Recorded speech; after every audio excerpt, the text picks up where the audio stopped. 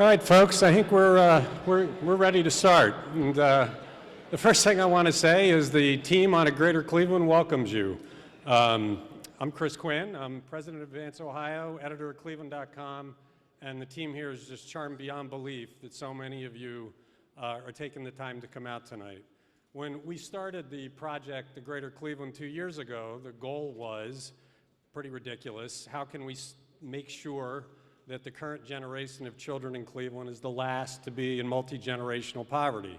It's audacious, it's absurd, but we thought the way to do that was build empathy by telling the stories with the goal of organizing people who might want to do something about it.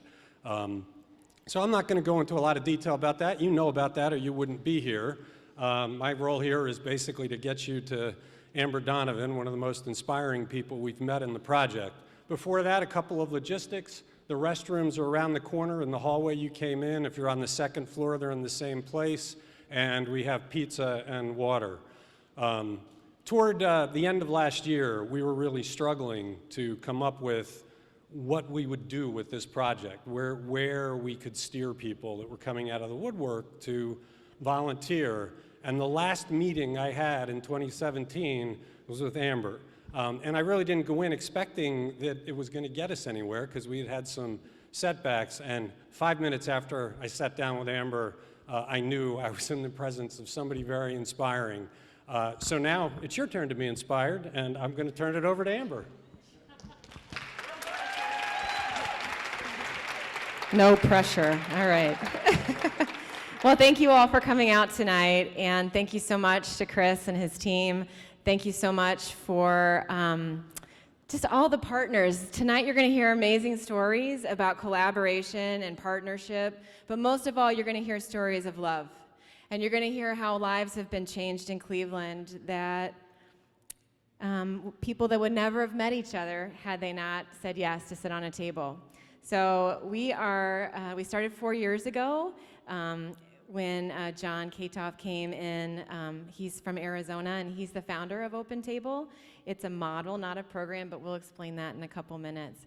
But I just heard him speak, and I was totally inspired. I'm a woman of deep faith, and I'm a social worker, so a problem-solving woman of faith. Okay, so I was looking for something to really, wrap my teeth around. My kids are older, they didn't need me anymore, and I was a professor at Lorain County Community College, and I taught at Cleveland State. So I was like, okay, what can I do now that my kids are older that would really pour some change into Cleveland? And I heard him speak, and I said, that's it for me. This is what I'm doing. And I literally got up and told him, I'm going to do this in Cleveland for young people who've aged out of foster care, and I don't care what it's going to take, and I don't care, I just was like, this is what we're doing.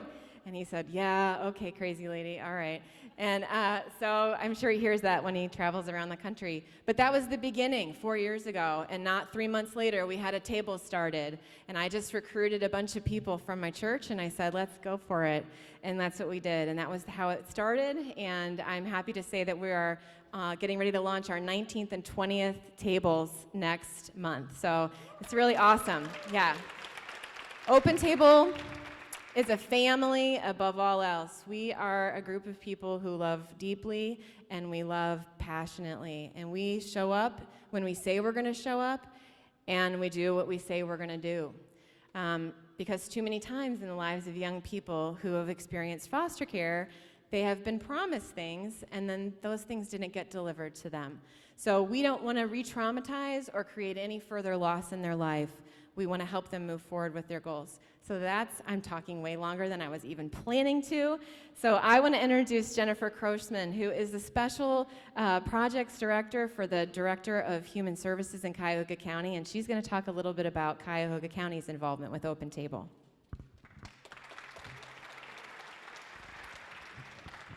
Thank you, Amber. I'm pretty loud, so hopefully everybody can hear me. Good evening, everyone. It's so great to see so many people here in support of Amber Donovan and OpenTable. I'm here to speak on behalf of the Director of the Division of Children and Family Services for Cuyahoga County, and I'm here to support Amber and continue to support OpenTable as the county has. I'm Jennifer Kroschman. I'm a Special Projects Coordinator, as Amber said. And just want to let everybody know that at DCFS, we really believe that you never outgrow a family.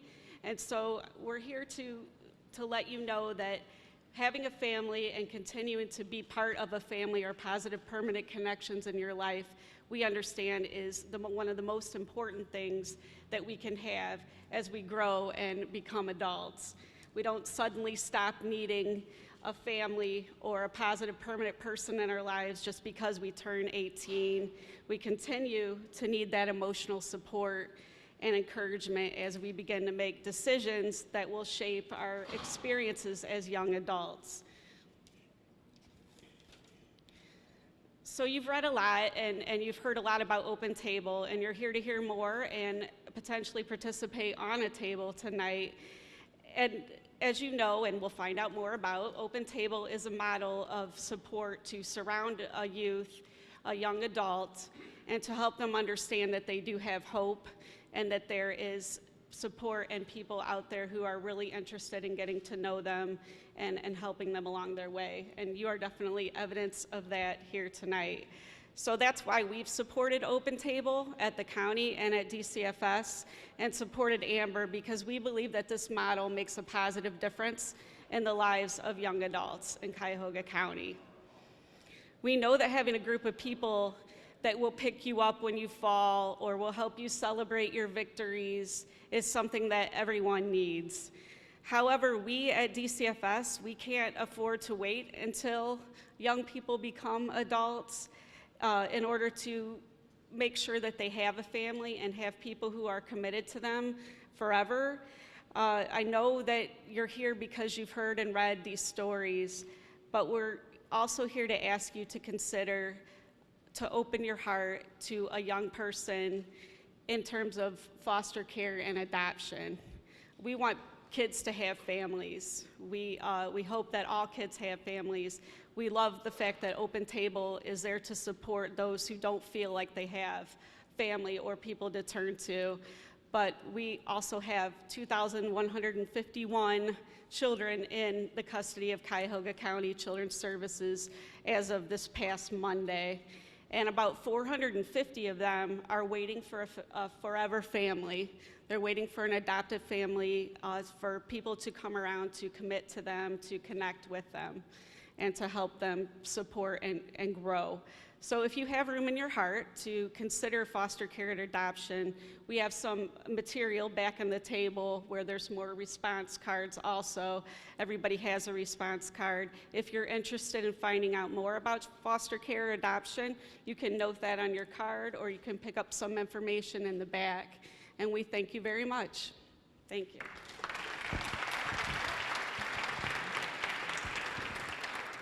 All right. There's a quote by Martin Luther King Jr. that I want to share. All life is interrelated. We are inevitably our brother's keeper because we are our brother's brother. Whatever affects one directly affects all indirectly. Every one of us, no matter where we live in Cleveland, I think we can agree that we all love kids. You know, we don't want anyone alone. I think that's what brought people here. I've gotten over 115 individual emails from people responding to the stories, and every email said, I want to be in the life of a young person who is impacted by foster care. Overwhelmingly, people want to help. We do want a greater Cleveland. That's why we're here. And that's what we are seeing happen day in and day out with OpenTable. So I already told you that, I sat on the first table, and you're going to hear from Michael in a minute. But I just want to tell you a little bit about my story. Like I said, I was a social worker and a professor, and our table, we didn't all know each other when we came together. We were maybe most of us from one church, but there were other people from other churches that came together. I roped my husband into sitting on the table. He said, what are we doing? We're going out to dinner with the OpenTable app? I'm like, no, we're going to sit on a table once a week for an hour for a year with 6 people around the table, and we're each going to have a role on that table. We're going to talk about housing, transportation, healthcare, finances, jobs, education. We're going to each take a role. He's like, what?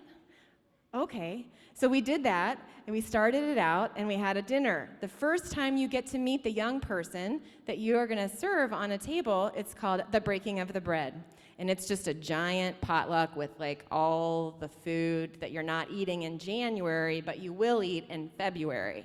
So we all sit around and we had a great time. And what we do on that first meeting is really talk about why we wanted to sit on a table.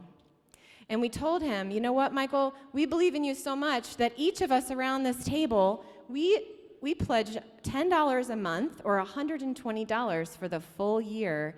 And we use that goes to the OpenTable organization for training and support. And he said, what? You don't get paid to sit on my table? I'm like, no, you don't get paid. We don't get paid. Not only do we not get paid, we are paying to serve. He's like, that is crazy. He's like, there's got to be some catch to this. No, we have skin in the game. We are some of the people around the table are the first people in young people's lives who are not paid to be in their life. And that makes a huge difference because they understand that we're doing it for a different reason. And so that's a really powerful impact that very first time that we get to meet them and that they get to hear our stories. We share a little bit about our stories. They are not our clients, they're not our patients, they are our friends, and they are adults. They are not our children. We are not their parents. We believe they're fully capable of running their own life. They were doing okay before us, and they'll do okay without us. So we aren't there to boss them around and to try to be the people that tell them what to do. We tell them that they're the CFO of their own life, of their own table, and we're like their board of directors, right? We're here to support and teach. We're here to make sure that if you need to figure out how to do something, that we help them with that. Some of the things that tables help with. Housing is often something that people help with, trying to secure better housing, trying to work with landlords around different issues that can come up. Sometimes there's educational issues, financial aid, figuring out how to get financial aid, how to, work with the colleges to get registered and get everything that you need. Sometimes there's exploring different careers. Oftentimes growing up in foster care, they're not exposed to opportunities that some other, young people who are living with their families may be exposed to. So we ask them, what is it that you are interested in learning about? And we try to use our networks, our social and intellectual capital. If I lost my job, I would go on Facebook, or I would go to LinkedIn, or I would go and do a million things to try to get people to help me get a job, right? I would use my network, and I would ask all my friends to use their network. Well, what we do in OpenTable is we use the network that we would give ourselves and our families for our young people. So we don't give them our used stuff. We don't give them granola bars and water bottles. We just give them our network so that we can help them create better opportunities for a more self-sustaining life. If they're young parents, we want to help them. If they have questions, have a safe place that they can ask questions about parenting, because I don't know about you all, but parenting is difficult. So it's important to have people in your life that you can trust to ask questions of. The other thing is healthcare. Trying to help make sure that they know the healthcare that they have access to and be able to use healthcare in a way that is more preventative rather than responsive. What else? Oh, transportation, trying to help them. Many of them age out of foster care without learning how to drive. So that's generally like one of the first things that a lot of people want to learn how to do. I want to get my driver's license. We had a table start, I think like 6 weeks ago, and I think within 3 weeks, maybe even 2 weeks, they helped the young man go study for his temps test, get his temps, and he is now studying. I think he was going to take the driver's test maybe today. So they're really helping them move forward with those things that they can do on their own. We're just helping them organize. We're helping them be able to get a little bit farther.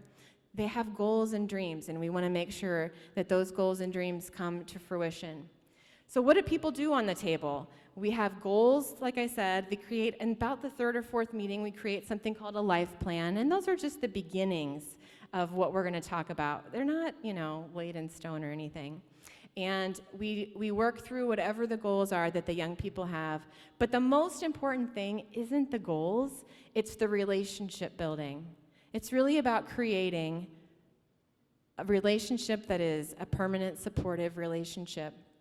It's a big commitment to say you're going to sit on a table for a year, for an hour a week. It's a big commitment. And oftentimes there are weeks that it can be more than an hour if you have time and you want to go out, to coffee or get to know somebody, go to a movie, do something fun.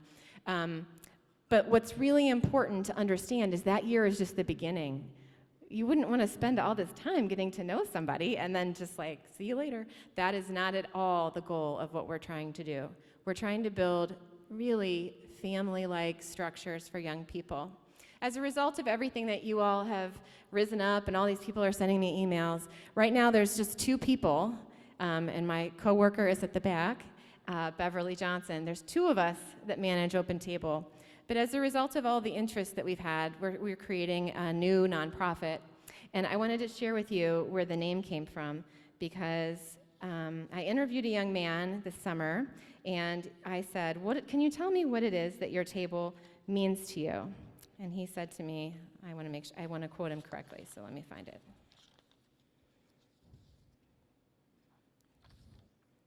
I can't find it. He said to me, I'll remember it now. He said to me, when I'm with my table, it's like a small community of hope. And when we're together, it's a place where I find peace and belonging. And that really changed me, because I said, that is what we are doing with OpenTable. And so the name of the new nonprofit is going to be called Community of Hope, because that's what Cleveland is, right? We are a community of faith and of service. We are a community of loyal fans. We are a community of people who rise up to help neighbors. And we are most of all a community of hope. And so that is what we are doing. And that's what OpenTable is going to be about in Cleveland. We want to have more young people get tables. We're going to serve 18 to 27-year-olds who have not only been touched by foster care, but also have been touched with homelessness. And I will send emails out in the days following to talk a little bit about that and some of the work around ending youth homelessness in Cleveland that's going on. But without further ado, I really want you to hear from the most important people here tonight, and those are our young people and our table members. So if you guys would welcome me, they're very nervous, so I told them that you're all very friendly and they don't need to be nervous. What? Oh, would you like to go first? Oh, okay, all right. Oh, a change of plans. I'm sorry. Armin Budish is here, our county executive, and he would like to say a few words about the county's support of OpenTable. I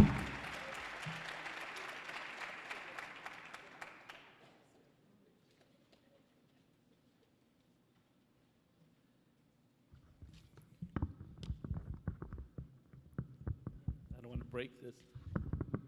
Can't take it out. All right. Good evening, everybody. Wow, what a great turnout. I have to tell you, I am impressed.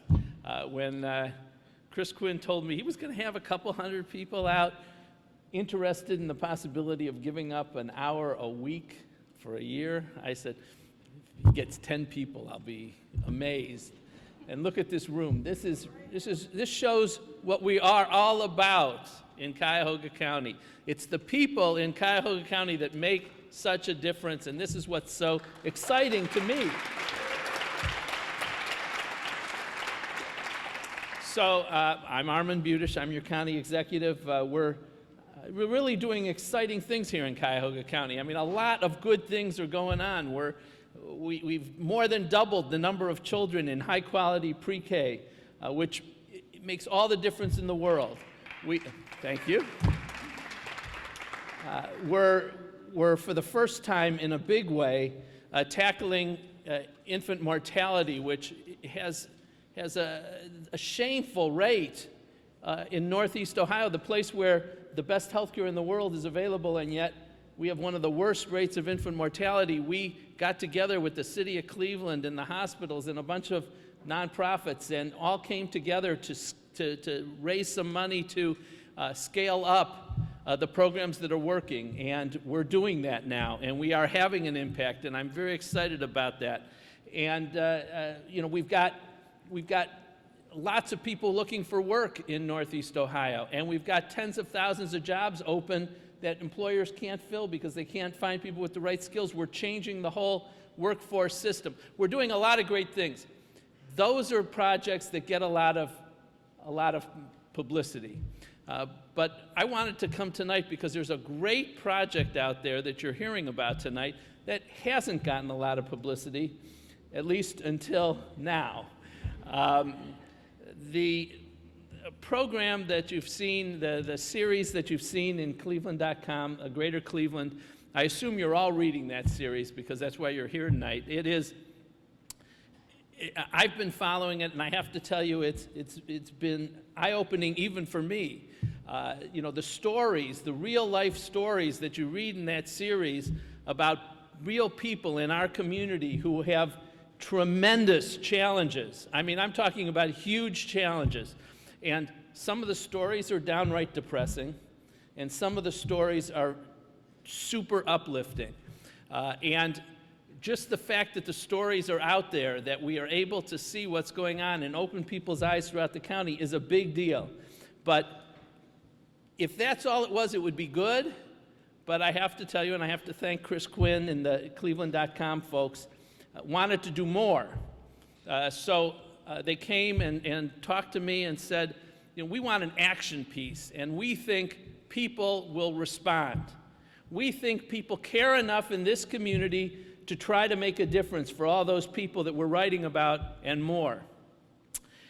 Chris identified a program that the county had been sponsoring, but not a huge program. We don't put in a huge amount, which I know she would like more.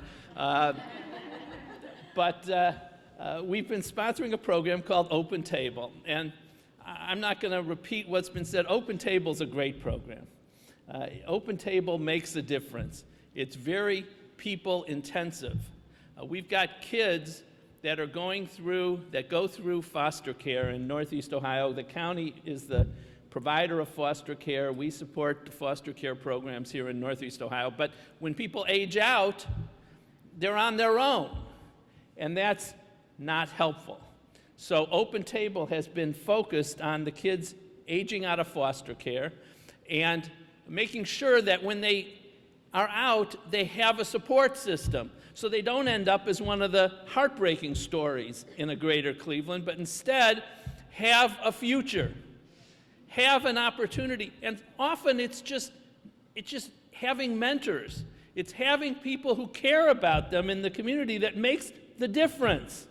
So Amber, who, if you haven't gotten to the feeling about yet, is the most passionate person that works in the county, period.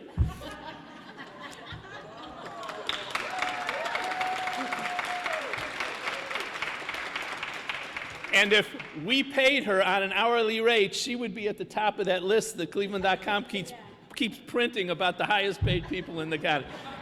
Because she puts in more hours than anyone. But she does it because she cares.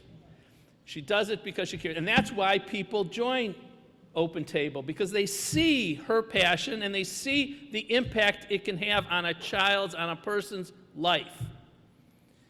Getting together 6 or 7 people who together come and offer, just people like you in the community. You don't need special training. You don't need to be a lawyer, accountant, a financial advisor. It can be anyone, because you all have life experiences that can benefit one of those young people. And you're here because you understand that. And you're here because you want to know, can I help? And that's what's so exciting to me. I mean, when a lot of people are skeptical about government, and they're skeptical about different organizations. Anytime you get to be an organization, you get skeptics. I will tell you that this is a program you can believe in. This is a program that is working. Now, again, it's very person intensive. 6 or 7 people per young person. It's a lot. It's hard, but that's what makes this program work. And I will tell you that from what I know, the 6 or 7 people get as much out of it or more than the kids. Not just because they're helping the kid. That's enough. If that was all, it would be Dayenu. It would be enough. But the 6 or 7 people get to know each other and get to be friends, and that in and of itself is worthwhile. people who come from all different walks of life.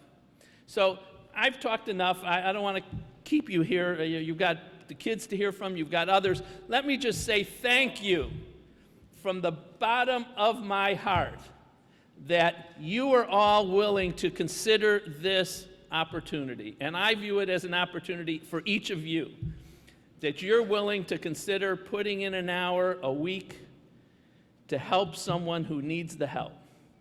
And the county is stepping up. We're doubling the amount of money that we put behind it. We're going to work with the cleveland.com to raise even more. As many of you as will join a table, we will support. We need your help. This is a tremendous opportunity, and I want to thank you for coming out tonight.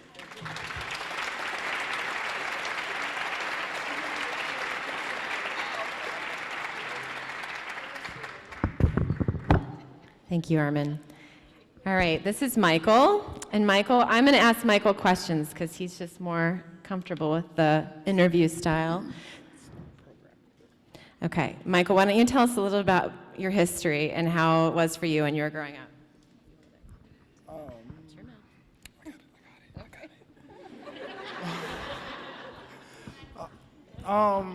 Growing up in foster care was, I want to say shaky. It wasn't the best experience. I bounced from foster home to group home to back to foster home, and at the age of I want to say 7, I was adopted, and it was decent in the beginning. Then I started to figure out wasn't the best place for me.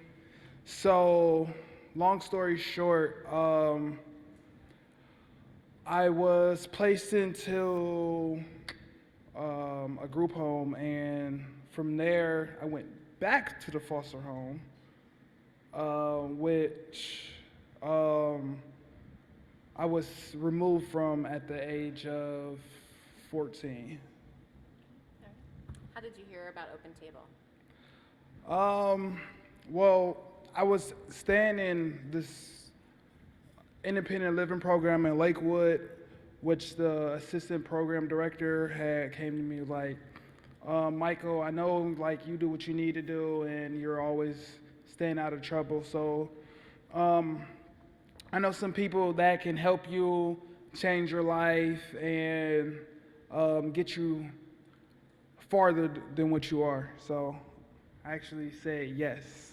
All right, so what is a table? First and foremost, it's not a program. But it's basically, it's like a family where they teach you life skills that your family that you were given doesn't have the necessary tools to give you. So, Amber, she taught me basically to put my bills in, do all that good stuff, which I'm actually still doing. I'm still having great work. It's very fun. Tell some of your favorite stories from your table. My greatest story is when I turned 23. I never had a birthday party, and they threw me a birthday party at Dave & Buster's. We had cake, and a couple of my coworkers came for my job.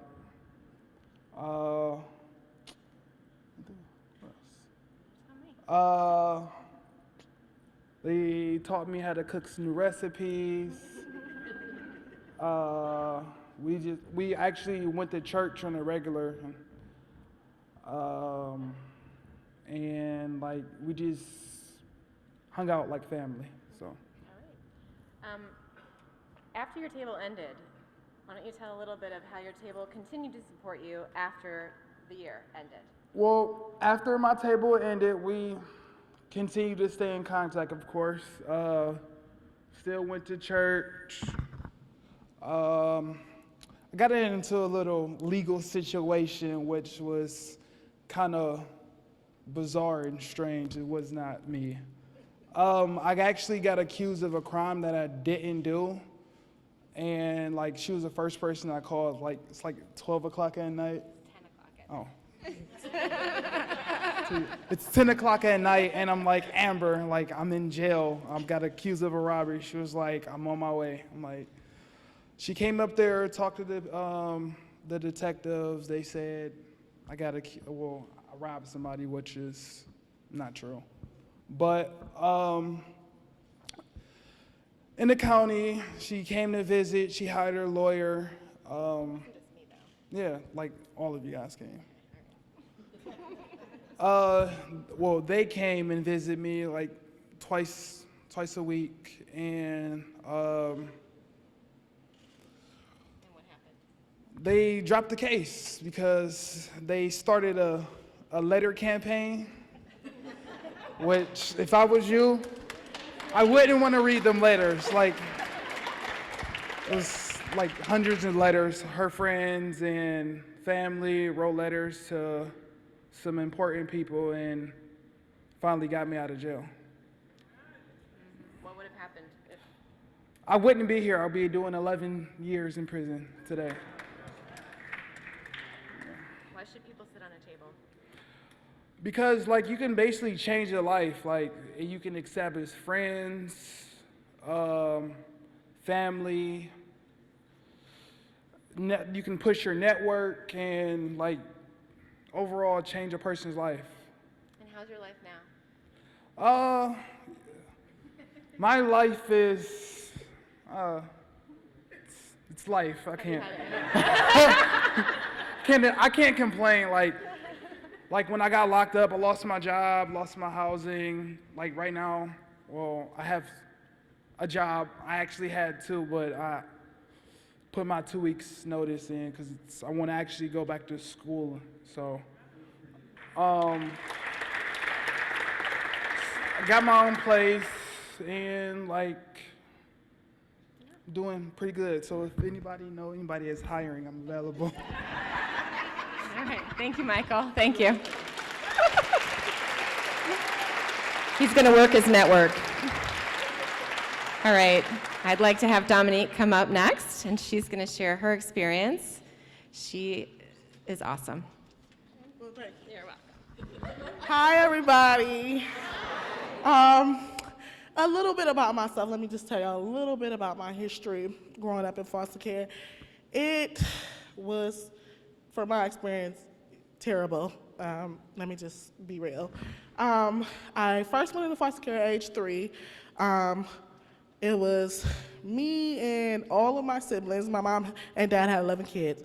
So we all went into foster care. Of course, I was clueless. I was only 3 years old, along with my twin sister. I have a twin sister.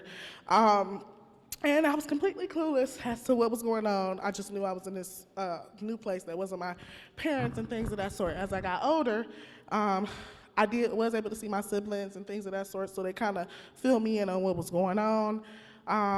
When I turned 9, I was adopted, and that adoption did not go well. You know, some adoptions go well, but mine didn't. I was actually being abused and things of that sort.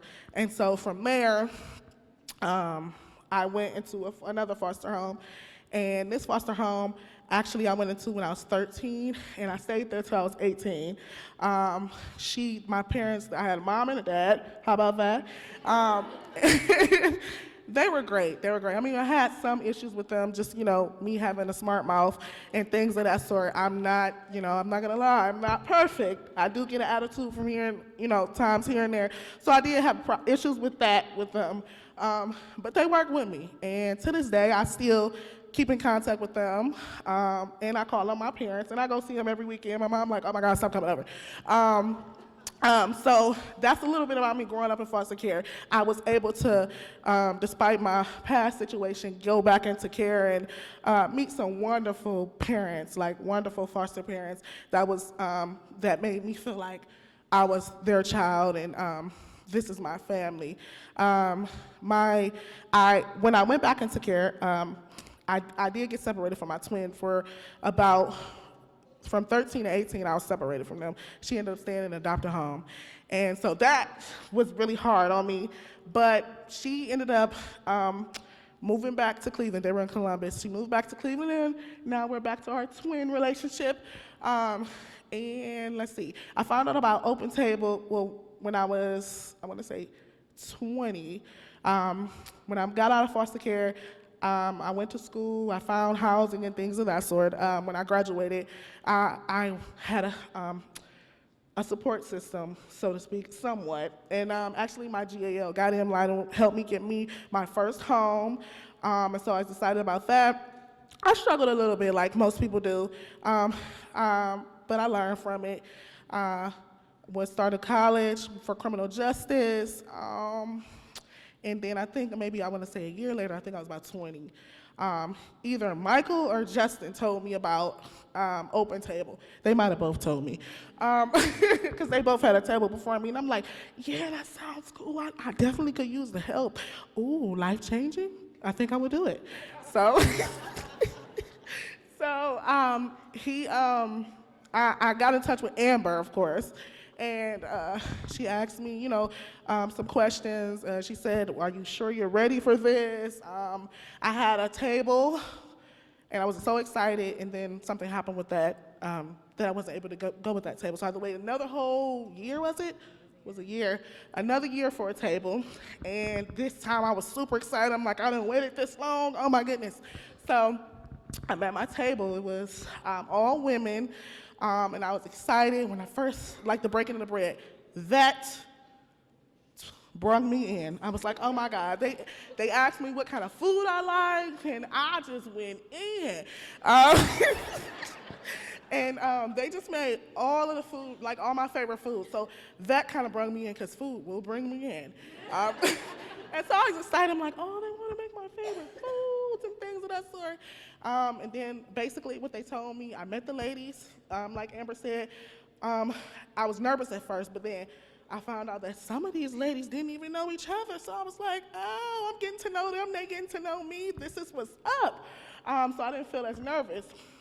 I want to say like my second meeting, they were so excited to get to know what I wanted to do, what were my goals. They helped me. I mean, they did the dream board, whatever it was. It was through Blessed Trinity. I'm sorry, that was the church most of them were with. And that's where at first we were meeting at Blessed Trinity. And they just wanted to know what I wanted to do in life, and kind of wrote bullet points. Okay, this is your goal. We wrote small goals and big goals, and I was excited to find like a support system, people who really wanted to help me. And like she said, they weren't getting paid for this, so of course I really was overjoyed, because I'm like, it's people that really want to help, like that want to change people's lives, and they're not getting paid for this. So I was very excited about that. I want to say maybe 3 months after my table started, found out I was pregnant. So I was so scared to tell them. Amber was like, are you gonna tell your table? I'm like, should I tell my table? She's like, yeah. I'm like, okay. So, cause I was still getting to know these ladies. I was still getting to know them, they were still getting to know me. So I'm like, I don't know if I wanna tell them this is something personal. But when I told them, the response I got was so great, because, oh, sorry guys, getting excited. I didn't realize that they were so supportive. I'm talking about so supportive. All of the ladies at my table, they were excited. And then once I found out what I had, they were just like going in and buying clothes for me. I had a son, he's 1 year old now. I mean, buying clothes for him. I was getting advice from them. I had books on top of books on top of books on top of books about how to be a parent, which way, different ways to become a better parent after you have your child. They were so supportive, and still to this day. After the year, we still keep in touch to this day. After a year, I want to say, we didn't meet every week, but we tried to meet at least once a month. We saw movies. It wasn't just like a regular meeting, you come in, we went out to eat, we saw movies. I actually spent time over some of my table members' homes for Christmas one year. I was invited to her family, so I spent Christmas or Thanksgiving? Christmas, I think, with one of my table members' families, Kathy, and they, of course, had gifts They had gifts for me, and I ain't never met these people in my life. Oh my God, they had gifts for me, and I wasn't expecting it. So this was a surprise for me. So I'm like watching them open their little gifts, and they said, "Here, Dominique." And then I got one, and then I got two, and I was like, "Oh."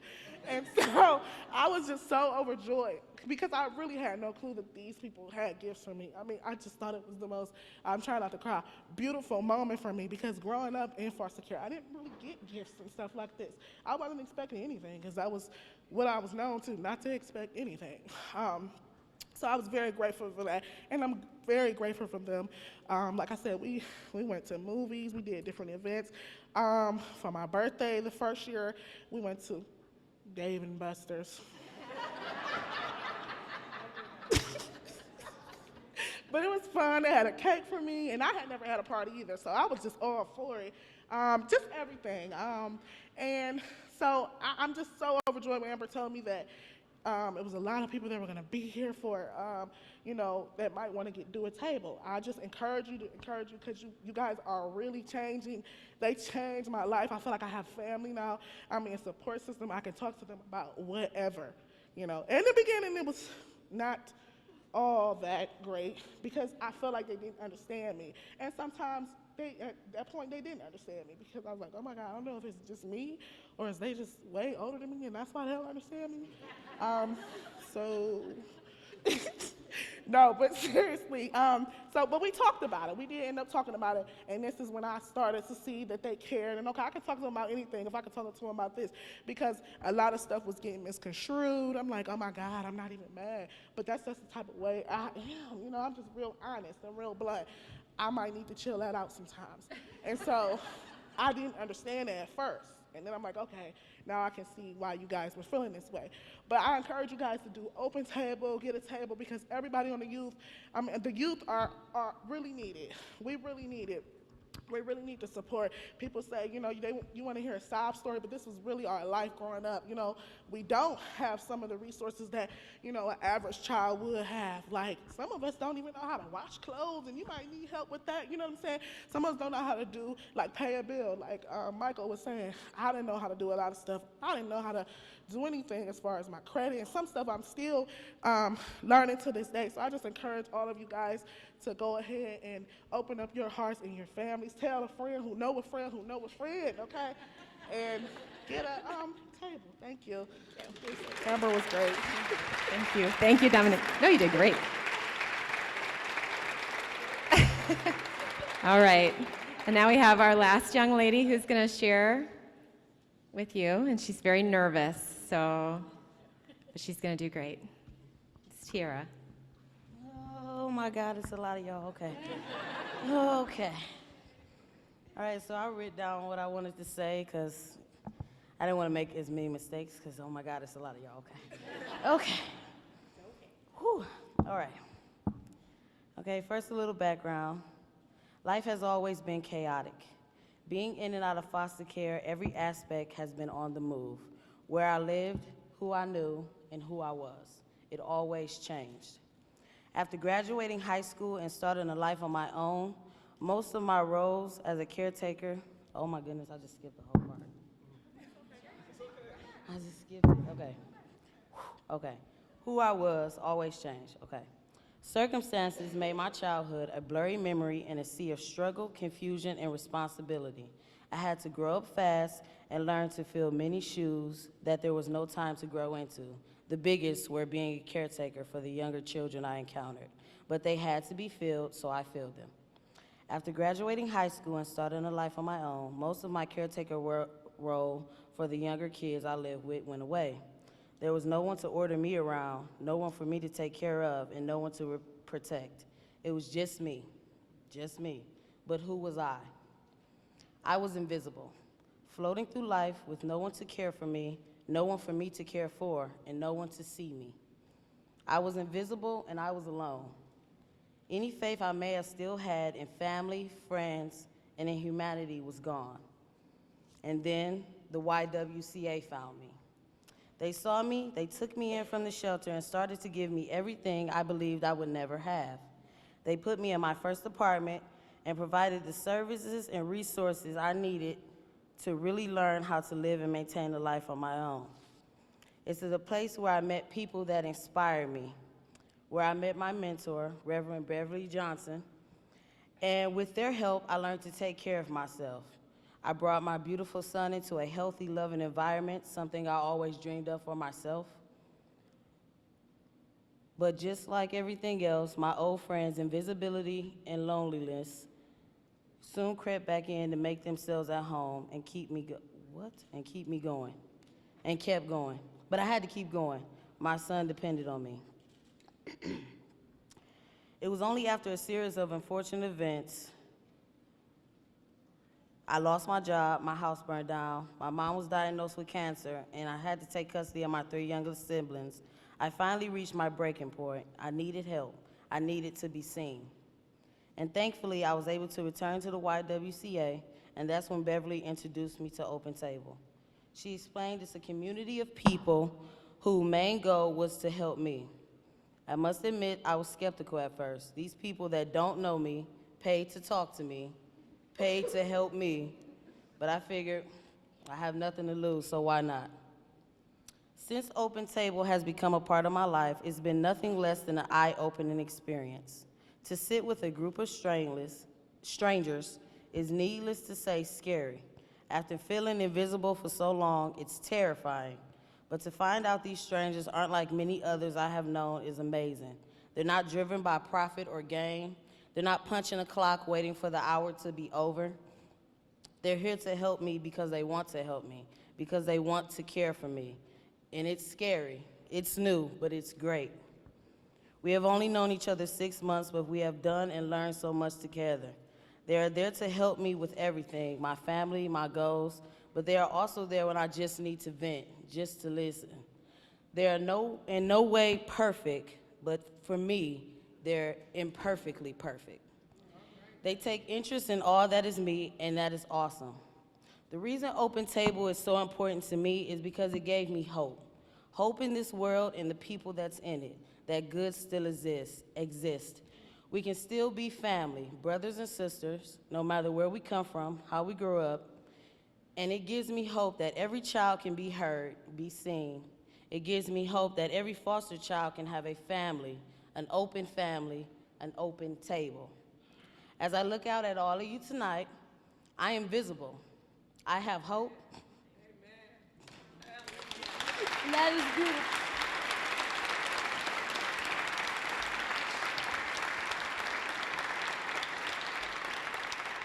I am visible, I have hope, and that is beautiful. I hope to sit where you sit someday and have the privilege to be the difference. Thank you.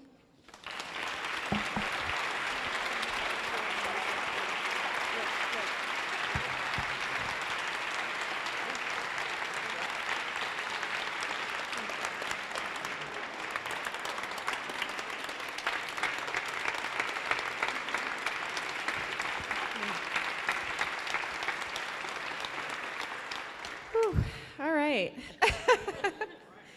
All right. The table members are like, wait, not us next. Nobody wants to. Actually, I think I'll have Judith come up. Judith, can you come up?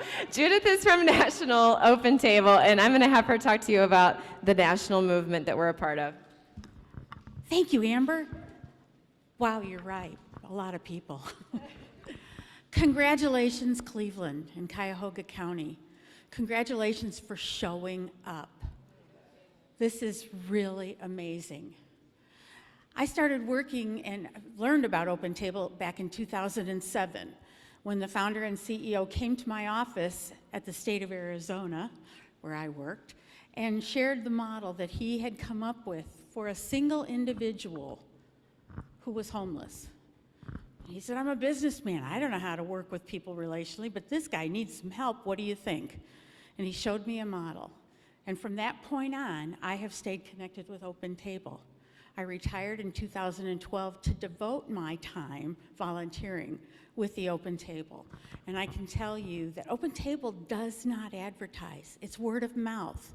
It's people like you who have a passion to make a difference, and you'll do it if you know how. That's the difference.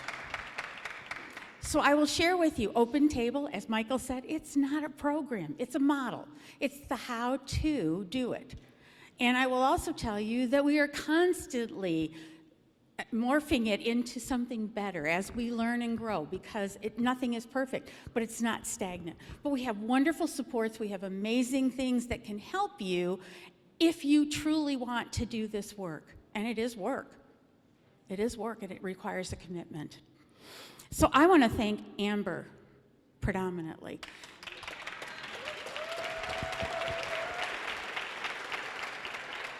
She was right. She said, I won't give up. And I remember her saying that to me many years ago. And I want to also thank those of you that are here representing other open tables, people that have been engaged and involved already to this point. But I want to tell you that if you want this to make a difference here in Cleveland and in Cuyahoga County, it takes more than one Amber. It takes more than an Amber and a Beverly. It's going to take a real intentional implementation that will go on well beyond 1 or 2 tables.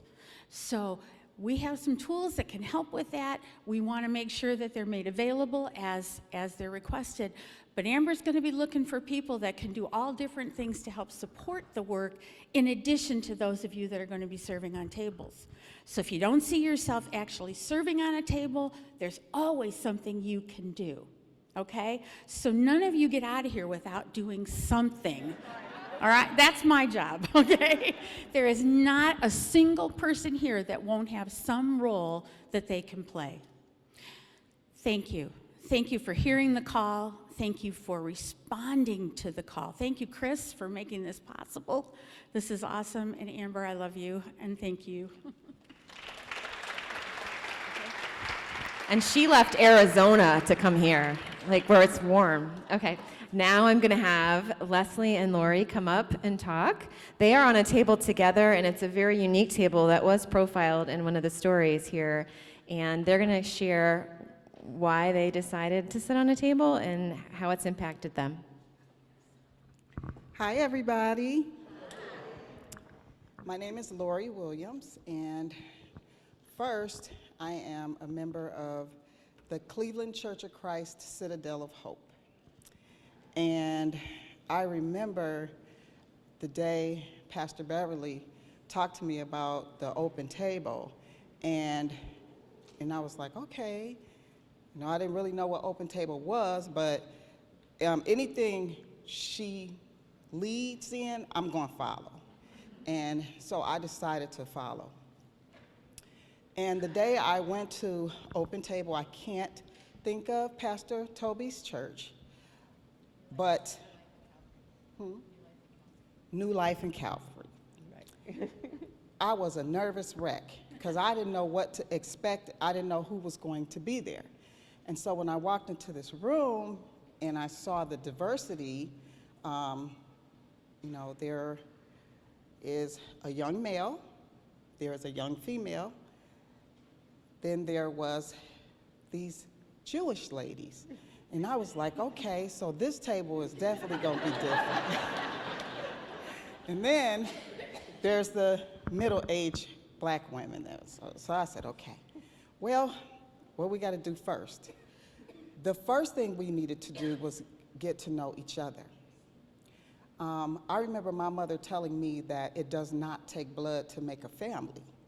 And I didn't understand that as a child, but as an adult, I understand that because I have some people that are not blood related that I prefer to see coming than I do some who are blood related.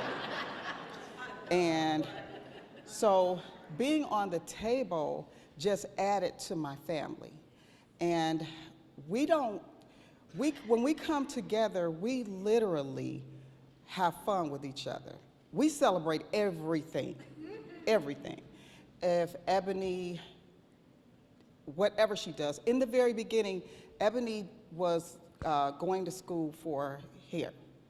And when we got to her, she did not have her license and she did not have an appointment. She had had one, but she didn't go.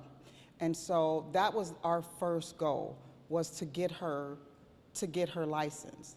And she, in December, got her license, not just her cosmetology license, but her managerial license. But we worked hard with her because as these young folks say, it's not easy to get to know people and to let them into your broken life. So we decided that we would really become a family and not give her orders, not, just work with her where she is, because she's a very strong-minded person. And so you have to meet them where they are. And that's what we did. And I just thank God that we have the people we have on the table. Because this one here, she bakes up some stuff. We have cake, we have cookies, we've had dinner. Oh my gosh, I mean, it's amazing. So I think when you open your heart and you open your mind and you think about where you are with your family and you think about who doesn't have a family, wow, it's like, how could somebody not have a family? But that's what some of our youth go through. So OpenTable for me just gave me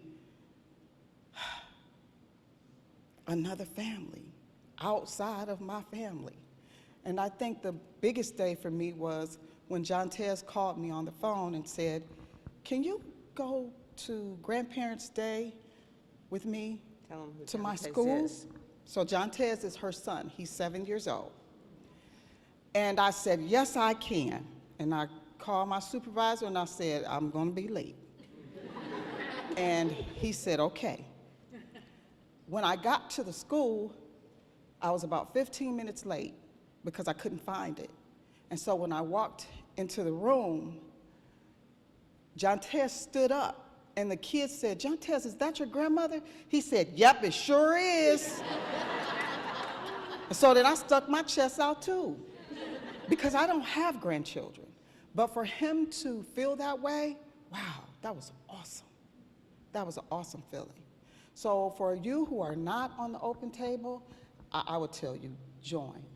It's phenomenal. It is really phenomenal. And then you get to meet people who cook. Thank you. All I do.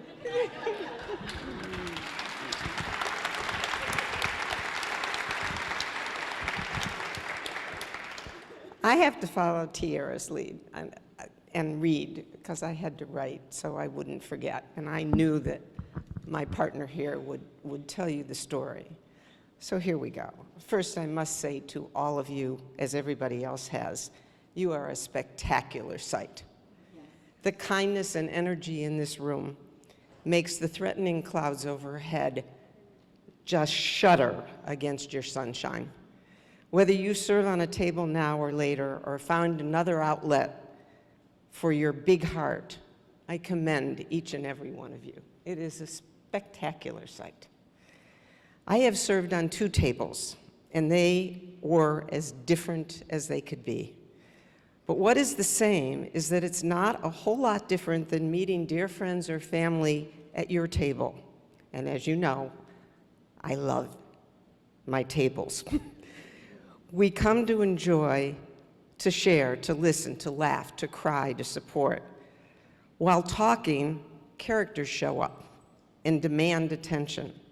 Characteristics arise, opinions, passions get expressed, stories get told. You wait for a chance to understand. It's complicated in the way that any close friendship is. Last year, our sister struggled to make a connection with us. Then her young half-sister was killed in an automobile accident. We held her, she sobbed, and she shared a picture she had of the 2 of them. When we found out about the funeral, of course we went.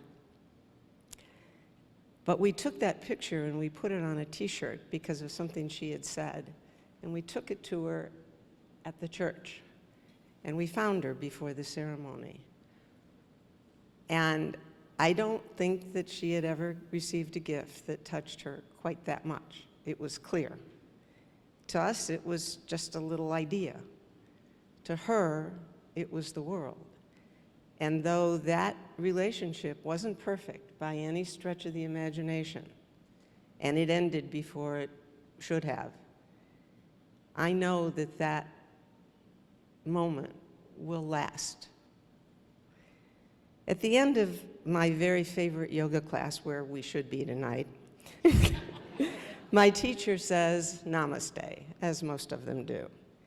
And her interpretation of that word is, may the light and the love that shines in you inspire the light and the love that shines in others.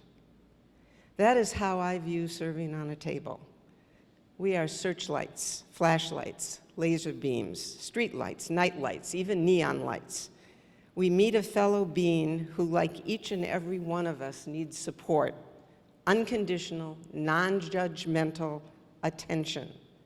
The tricky part is, as you've heard from these amazing kids, not so kids, young people, that though we and they are in need, accepting that kind of caring is not always easy. I see our role on a table as shining that light, in daylight or nightlight, at home or in the street, gently or targeted like a laser. Our job is to help our sister or brother to find and love the light within them. We need to believe that it still burns no matter what circumstances have caused it to flicker or even go out. We sit by their side, we dine, we struggle with issues, we create new opportunities. We light paths they have never even considered traveling. We do not impose our ways or our will. We sit at that table with humility, holding our flashlight on their countenance and trying in every way we can to bring forth their light, their talents, skills, strengths, and dreams, and then to hold up a mirror for them to see what has ever been there. You all have experienced your own and others in your lives aha moments. They are few greater joys to share. That's what OpenTable is to me, finding those ahas and the joy they generate, knowing that the love you shared inspired.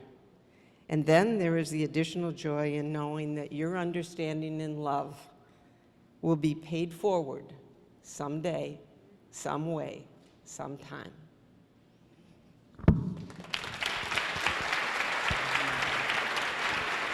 So I got one more thing.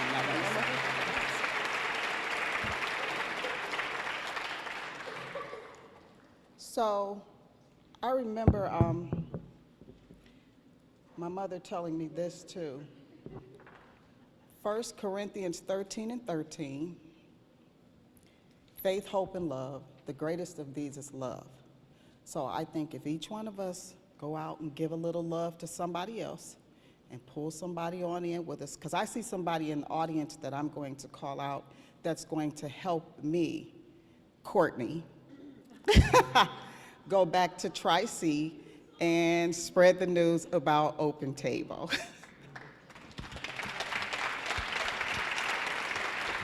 I'm going to have Zelma Brown come up. She's a leader on her table at Antioch Baptist.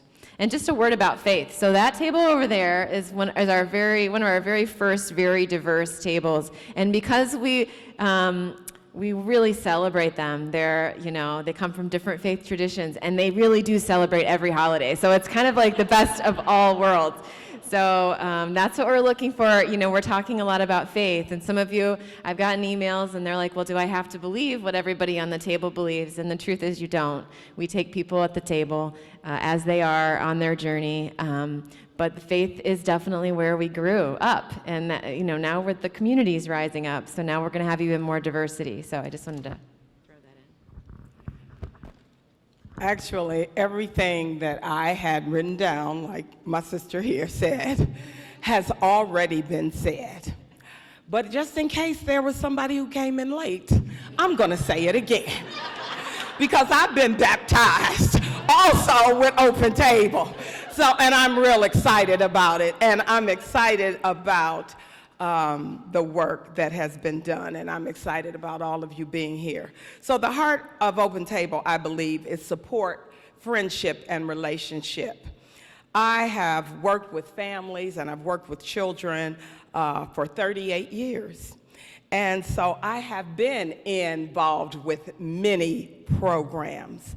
But as you heard already, the difference with OpenTable, one, it's not a program, but it is the work of being involved in relationship with the young adult on the table and understanding that we all have something to learn from each other and understanding that we are treating them we're not treating them, they are not our clients, but as been said already, they are our brother and our sister, and we learn from each other. And you know that friendships and relationships, when you connect with people, that is what builds relationships. It's the connection. So I'm going to tell you one of the very first times that our table connected with our young adults. So I got to tell you a little bit about our table. So first of all, our table is at Antioch Baptist Church.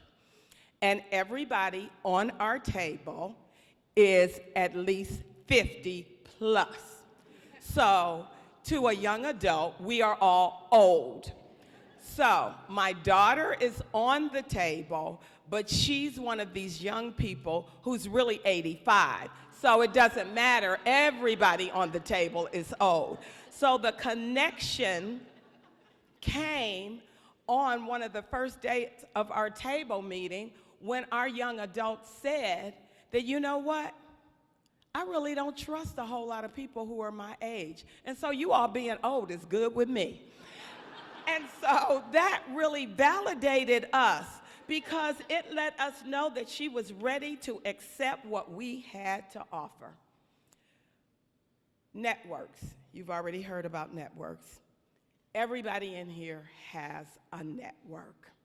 And so, as has been said, yes, I agree. We're not letting anybody out of the room. We're locking the doors, not so that you can know Jesus, but that you will serve doing something with OpenTable, okay?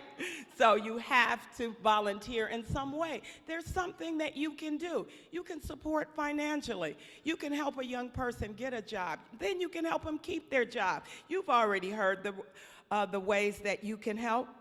So our young person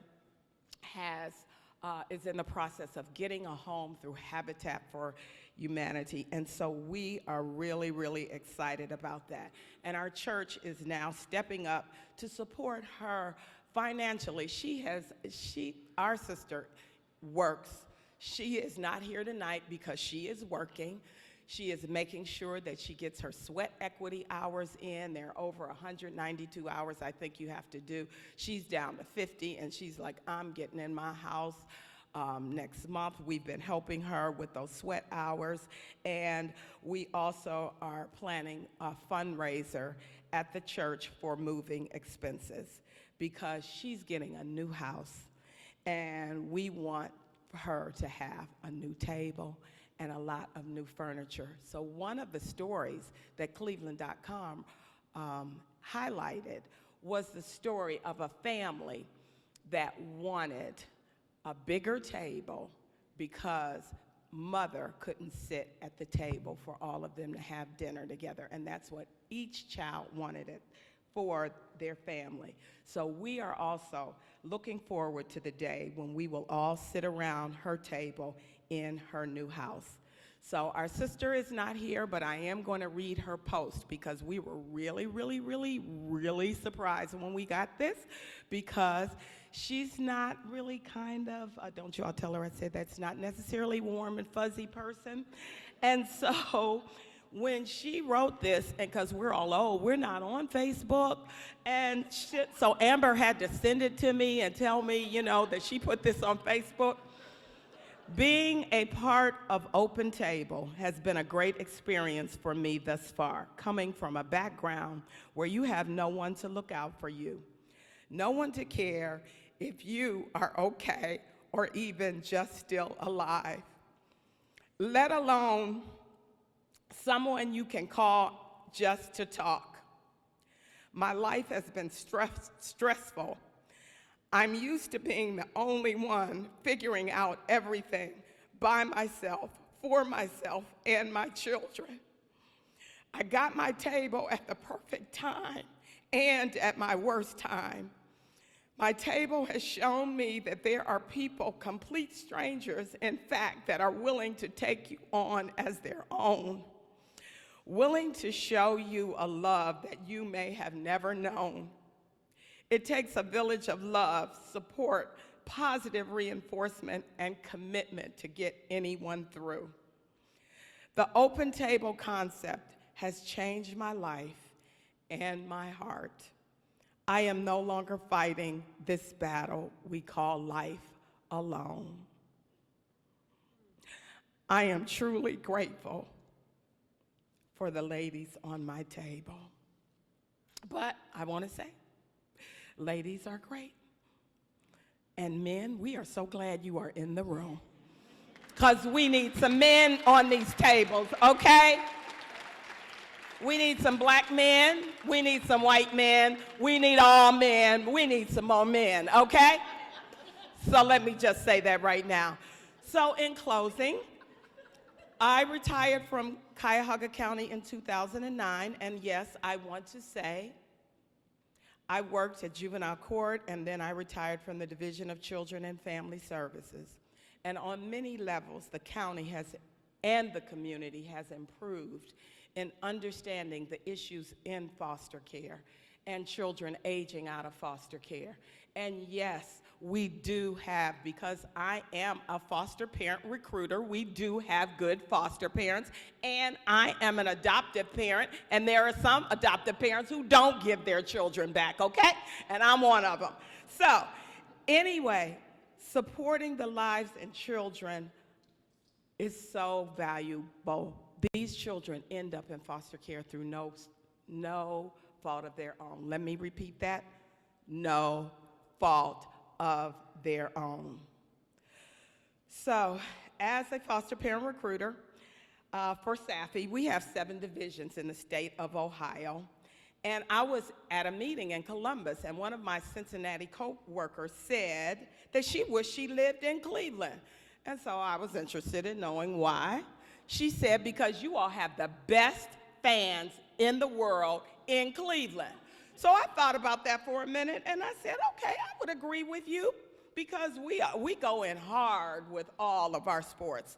So whether you are a Cavs fan, a Browns fan, a Windians fan, or a snowboarding fan of Red Gerard from Rocky River bringing home the gold, Cleveland, we can do this. We can do this. So I want to leave you with this one thing to support the relationships you build with these individuals. It doesn't just make a difference, as that has already been said. It does not just make a difference in winning the gold, winning the championship, but we will be making a difference in lives for generations. We need you, Greater Cleveland. We can do this. So go on out and tell somebody else, and let's do this. Whew. All right. I'm going to have Pastor Mark Rolandhagen come up. He wrote an amazing piece that some of you read. One night it was 270 people that had signed up, and the next morning it was 350, I think. So his piece spoke to a lot of people, so we're happy that he's here and he can share his thoughts. Thank you.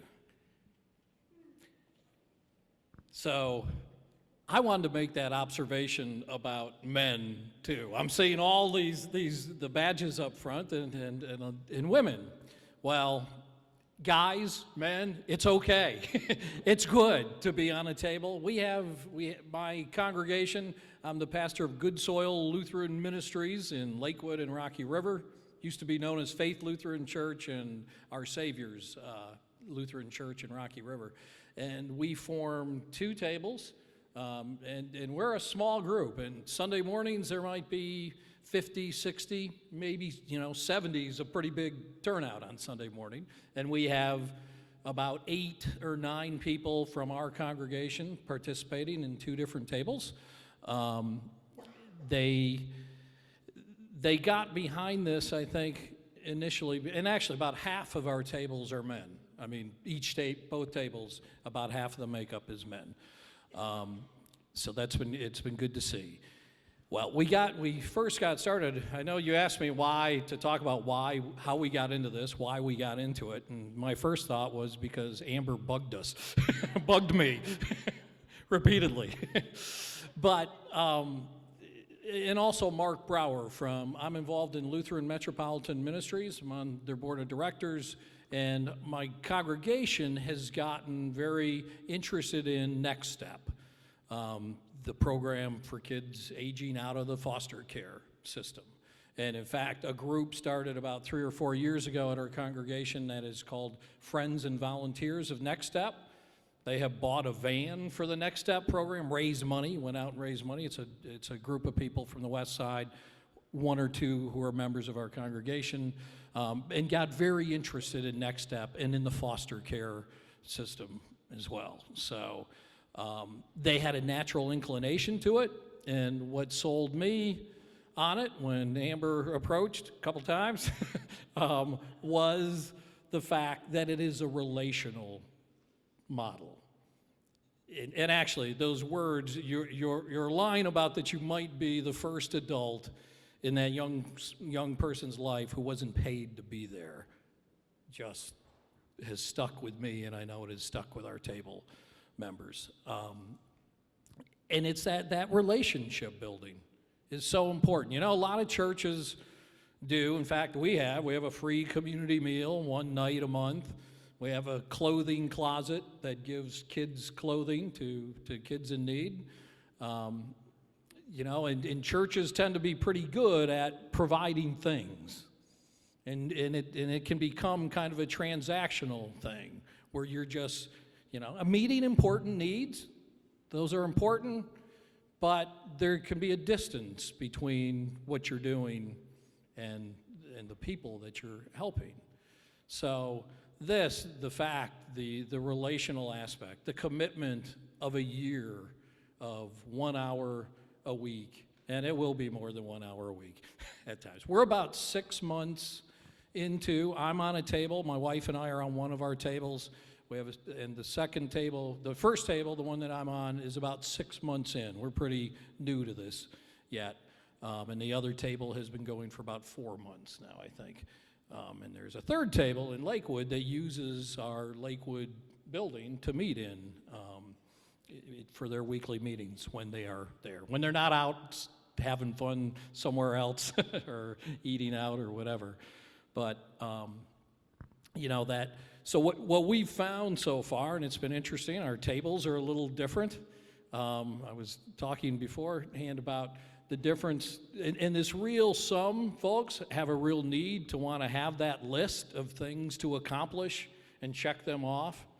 And in fact, my own table had kind of gotten into that, okay, this week, here's the list, what can we check off? And so last Sunday afternoon, we met, we had pizza, and we played in the game room at our church. There's foosball, ping pong, all those things, and just had a couple hours of just enjoying our time together. I know it's been an eye-opening experience for our table members and for myself. I know if you read the column or Chris's comments, I used to be a newspaper reporter here. It's the first time I've been in this building in a while, but I've about 18 years with the Plain Dealer. And I met people across all of life, from the governor to people who are homeless. So I thought I'd pretty much seen it all, but now, in the relationship we have with with our friend on the table, I had an experience before, I think it was just a little before Christmas, where it was my day off, and I was hoping to get a bunch of things done. I think it had snowed, too, and I needed to shovel and get those things done. And I called our guy, actually, about something. It might have been about what was coming up for the coming weekend. And they were just having a terrible day. And he asked whether I could help him, give him a run around town because they had to take care of a few things. Their car had been broken into the night before. And it, has an immobilizer on it that got destroyed, so they literally couldn't do anything with the car. They had to get a rent check. They had to pay for their kids, for his son's child care. And so I went to give him this ride and ended up spending about 3 hours seeing firsthand the difficulties that he faces just in daily life, the things that we would take for granted. If your car breaks down, what do? Call AAA? Yep. I go to the garage, I call up the garage, do you have time to look at my car, and take it into the garage.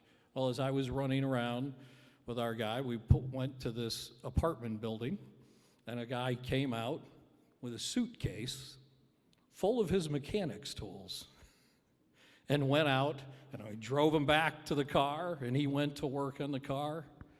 And it is in that short time,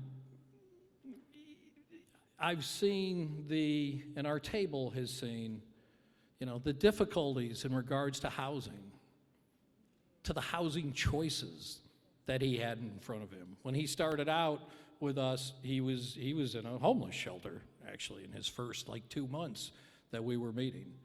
And we helped him find some housing. But as we went out with him to look at places, it was stunning of what his options were.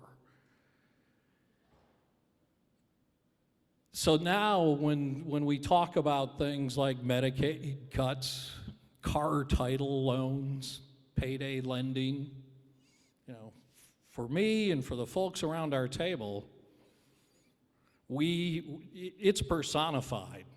That's the things that our guy is dealing with that most of us, we're from a pretty middle class congregation in Lakewood and Rocky River. And so it has been eye-opening for them. And it really is life-changing. These are no longer just broad issues, but people and people's lives. So that's why we got into it, and I think we'll continue in it. And it is, I will tell you, and from the journalist in me wants to tell you here too, clear cut, it's challenging. It's not just all feel good. Yeah, it's difficult, and it's a commitment to be on a table. That commitment to be there every week for a year. As we were recruiting members, there were a lot of people, oh yeah, this sounds great. And, okay, for a year, every week, and people dropped off. And yet some of those people are still participating. I mean, we talk about the networks that we all have. When we needed to our guy got a refrigerator and stove, found housing, got a refrigerator and stove through a program, got it, but needed to get it from Restore into their apartment. Well, I know a guy who's got a pickup truck, and I make the call, and the next morning we're together with a few guys and got it done.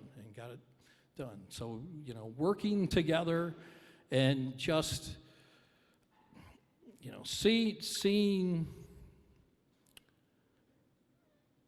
the people and seeing our guy and his life is just changing the view the world. And for us, it is a faith thing. We feel we're called to live out our faith by caring for our neighbor and loving our neighbor. And this is such a wonderful vehicle to do that across in ways that in our daily life, in our regular day-to-day lives, we would never do. So we're thankful for that opportunity and thankful that you were persistent. And thanks.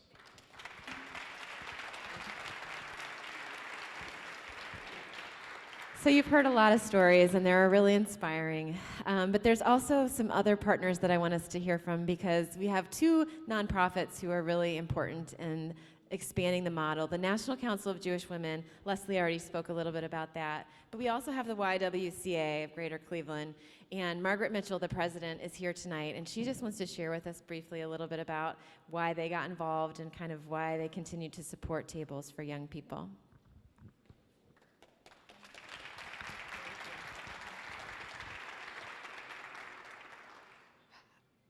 I am just undone. I mean, this has just been the most incredible evening.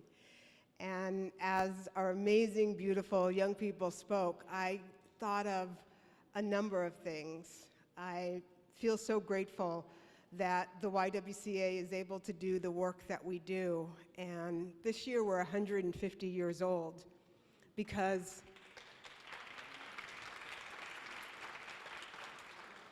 150 in Cleveland, because 7 women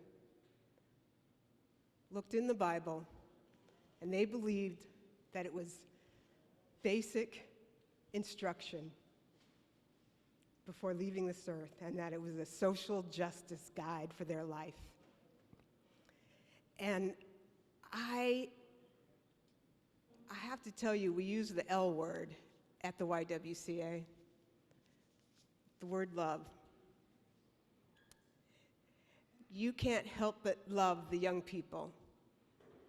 And I am so glad that you got to hear from these 3 amazing young adults and their stories. And every single young person that we work with is amazing.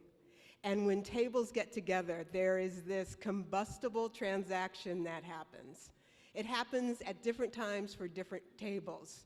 But there is this transfer of energy where there is this total explosion where love happens. And it is simply, simply amazing. Life is not a spectator sport, and life is not something you do alone. As everyone talked, I kept thinking about Exodus 17. There's a war, there's Joshua, and there's Moses. And Aaron and Hur come and hold Moses' arms up in order for that battle to be won. Our young people are in a battle. They are fighting a war, but there is victory, victory, when we can come alongside them and hold them up. And that's why we're here. That's why we're here. Thank you. All right. It's been a long night. It's kind of emotional. I know, can't take much more. The front row can't take much more. I'm going to have Pastor Todd Davidson come up from Antioch and kind of call us to action. Everyone has a card on their seat, and we would ask that everyone fill that out before you go. Don't fill it out right now. Hold on. If you don't have pencils, we will come around after he's done speaking. And then if you have questions, there's people with blue, hello, my name is, name badges, and all of the people that have blue badges should be able to answer questions for you after we dismiss. So I would ask that Pastor Davidson would come up and give us the charge. Thank you, Amber. Good evening. I am privileged to serve as the pastor of that old group of women at Antioch that's led by Zelma Brown. She called them old. I have never, ever, I call them seasoned. But I believe you don't really need much of a call to action tonight because the stories have been so powerful. I believe Amber's passion for this work, for this service, for these families that are created through OpenTable is palpable and it is infectious. And so tonight I'd just like to close by talking to you very briefly from the subject, the majesty of us. The majesty of us. Amber quoted from Dr. King, and he suggested several years ago that we're tied together in the single garment of destiny. caught in an inescapable network of mutuality. So since we're tied together, since we're bound by human similarity, since what affects you directly affects all of us indirectly, then two questions emerge that we must address. What will you do for people? But moreover, what are you doing with people?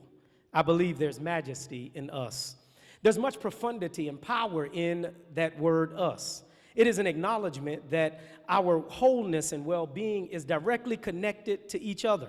So in order to achieve our collective potential, in order for us to rise to the heights of achievement, I must take personal responsibility for helping you to achieve your potential. And so we must encourage each other, mentor one another, and invite others to be engaged in new creative ideas because there's majesty in us.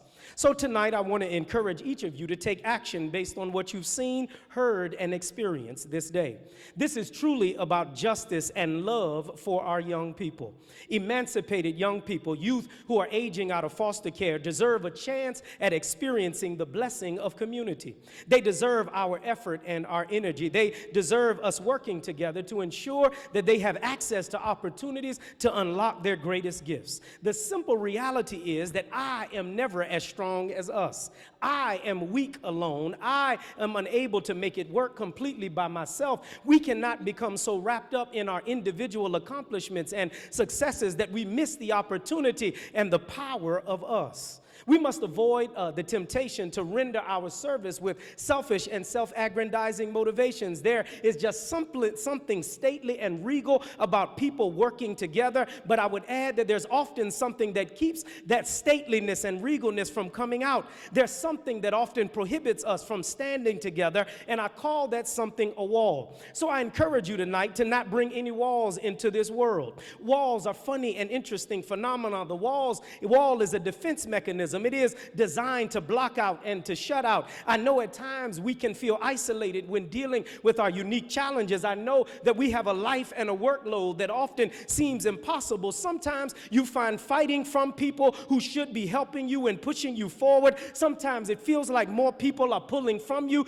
than are pulling for you. So trust can be a challenge. And when that happens, we can build up walls. Walls of dismal doubt, damp denial, dumb disbelief, discouraging dismay, and dark despair, walls of low expectations, walls that keep us from having hope, walls that prevent us from seeing each other. The wall prevents old school from seeing new school. It keeps us from being a genuine, beloved community. And so tonight we must tear down the walls between the doo-wop generation and the hip-hop generation.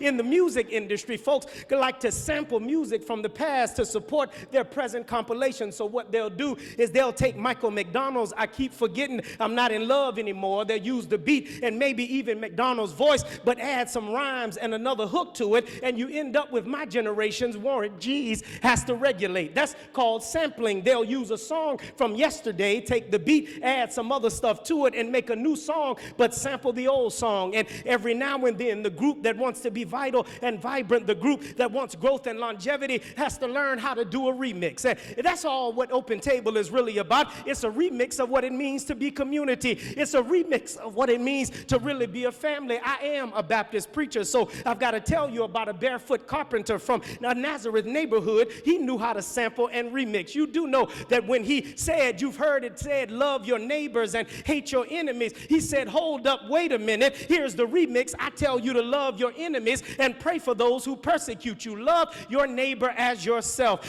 Our victory is won together. Our stand is stronger together. Our pain is softened together. Our achievement is higher together. Our push is better together. There is majesty in us. In order for us to build our strength capacity, if we're going to stand together in unity and solidarity around our young adults, then there are two characteristics that will help us. You've got to be able to be teachable, and you've got to be touchable. You've got to be teachable in the sense that you understand that there are areas in your life in which growth and development is needed. So you are not simply connecting with a young adult so that you can give them something. You are connecting with them because they've also got something to give you. There are areas in your life where you can enhance your knowledge, and the only way you can do that is if you're teachable enough to allow a relationship to form. Learn from your peers, learn from our young adults, learn from your mistakes, learn from your successes, learn from all of the things that you've done. Learn. Once you become unteachable, you isolate yourself from community, and we diminish our power and our strength and the majesty of us. Stop trying to always be in charge and running the show. Open your ears and listen. Open our hearts and love. And we must be touchable in this sense, that we never lose the capacity to feel the infirmities of others. Touchable in that we seek to serve rather than being served. If we're to experience the power of our unity, then we must be touchable. And if we're teachable and touchable, and I'm done, we've got the power to be transformational. See, OpenTable can transform our lives. You have the ability to set precedents for high performance that can transform this whole culture in the United States. And when we work together, there is nothing that we cannot accomplish. The truth is that if we are not transformational, Greater Cleveland, if you do not work together, our communities will be decimated, our morals will be disintegrated, right will lose and wrong will win, poverty will loiter, hope stillborn will remain unborn, law and order will prevail over liberty and life. Handel would never write Messiah, Beethoven would never write the Ninth Symphony, Milton would never write A Paradise Lost, Thomas, John, Benjamin, Roger, and Robert will never declare independence, Harriet will never lead the Underground Railroad, Rosa will never refuse to move, Martin will never march on Washington, Thurgood will never sit on the Supreme Court, the hidden gems will never be found, and the hopeless will never find hope. But together we can forge forward. Our power to transform lives in solidarity, our power to send a message to our legislators at every level, our power to break the cycle of poverty, abuse, and neglect, our power to forge strong relationships that unlock human potential. It rests on the chairs in this room, and we can undoubtedly do it together. Together, I believe we can jump up nowhere and land somewhere. Together, here in Cleveland, we can take tough brisket and make tasty corned beef. Together, we can take violence and make value. Together, we can take struggles and make success, because it's not the world you find that's important, it's the world you create out of what you find that's important. It's not your environment, it's your strong determination to do something in it, something to it, and something in spite of it. The past is ours, learn from it. The present is ours, fulfill it. The future is ours, preserve it. Faith is ours, claim it. Injustice is ours, correct it. Ignorance is ours, banish it. These young people are ours, raise them. Our racism is ours, end it. Hope is ours, affirm it. The world is ours, change it. Think up, pray up, stand up, lift up, build up, wake up, look up, preach up, keep up, stay up, but never ever give up. Don't be discouraged by life, but be enriched by life, be enlarged by challenge. Don't be blinded by failure or discouraged by what you see, but let's face it, challenge it, change it, and correct it for the better. As lions age, and I'm done, they lose their teeth, but even though they lose their teeth, they still have a function in the pride. They lose their teeth, but they still have a function in the pride. I need about 8 old lions to look at some of the young lions in the room and say, just because I can't do everything I used to do, doesn't mean I can't do anything. The older lions losing their teeth, slowed by time, tend to have the best developed vocal cords in the jungle. And since they have the best developed vocal cords, they have the loudest roar. And so when the lions go out to hunt, the old lions ain't trying to run with the young lions. When the pride goes out to hunt, the function of the old lion is just to roar. And the roar of the old lion is so intimidating that it stifles, startles, and sometimes stops the heart of the prey they're trying to attack, not knowing that the lion is too old to run after them and catch them. And if they catch them, they don't have any teeth, so they can't eat them. And so the prey takes off running, not knowing that they're running into the young lions that are waiting in the tall grass who can catch them and eat them. They're so scared of the old lion's roar that they run into calamity and chaos and are a casualty because of the power of the old lions and the young lions working together. And so I said all of that, old schoolers, because I need to tell you, we need you to roar. We need you to roar until every young person has the feeling of a family. Roar until our young folks have visions and our old folks dream dreams. Roar until we damage disunity. Roar until chaos is calm. Roar until everybody is welcomed and none are left out. Roar your encouragement. Roar your hope. Roar into your networks. Roar your love. Roar your wisdom. Roar your resources, because there's majesty in us. Together, hopes unborn can live. Together, we can promote achievement. Together, our colleges will overflow. Don't you worry about the doubters. Let's do it together. Don't get weary in well-doing. Let's do it together. Together, our young folks have a chance. Together, our dialogue will be saturated motivated with encouragement. Together we can break down dysfunction. Together we become the most powerful, positive force in the world. Together we will be able to tell the next generation that if there's a life, you can live it. There's a problem, you can solve it. If there's a school, you can lead it. There's addiction, you can break it. There's a mountain, you can move it. There's a battle, you can fight it. There's a book, you can write it. There's a class, you can teach it. There's a song, you can sing it. There's a business, you can build it. There's a test, you can pass it. A game, you can win it. If there's a hell, you can miss it. There's a heaven, you can reach it. Together, we will one day be able to hasten the day when we stop singing, we shall overcome. And we get a new song that says, we have overcome. We have overcome, because deep in my heart, I do believe that there is majesty in us. Let's not wait. It's time to go to work.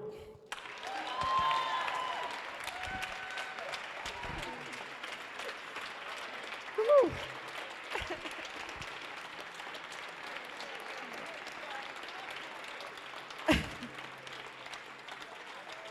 Woo. All right. Cleveland, it's time. It's time. So it's time. If you have that card that's on your seat, I would ask you to fill it out. And we have people that are collecting them. There's 2 of us right now, so it's going to take us a little time to get everybody who wants to volunteer on a table. So you'll see there's some choices about when. And I would let you know that one of my very favorite African proverbs says this: if you want to go fast, go alone. But if you want to go far, we got to go together. And we really want to go far in Cleveland. So do me a favor, fill everything out, and then be patient. And we will be in touch with you, and we will be moving forward. If you need pencils, we have people that have pencils, and you can just raise your hand. And if you have questions, feel free to ask anybody who has a blue name tag on. Thank you, Cleveland, for coming out tonight, and thank you so much.